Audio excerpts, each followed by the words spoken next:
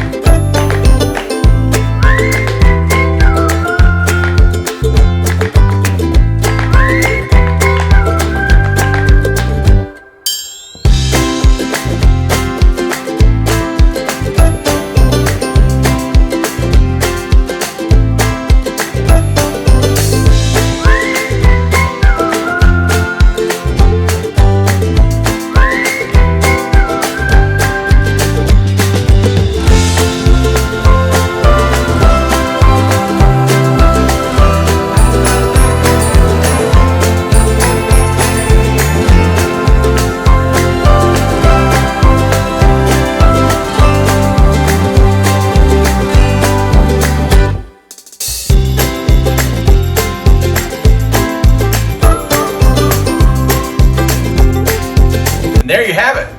Look how nice and creamy and fluffy that is. Right? So good.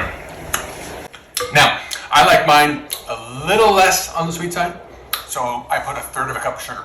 If you want yours a little sweeter, you can go up to a 1/2 cup. If you go beyond a 1/2 cup, I guess you can go beyond a 1/2 cup. That's for those of you who really like really sweet stuff. But then you're kind of defeating the purpose. You can flavor this however you want, but you basically really do get a nice cream cheese flavor out of here. But it's nice and light, and it's not cloyingly sweet or sticky.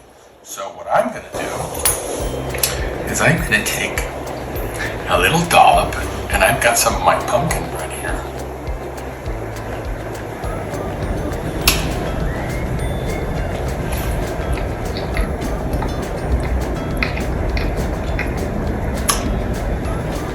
Damn, that's good.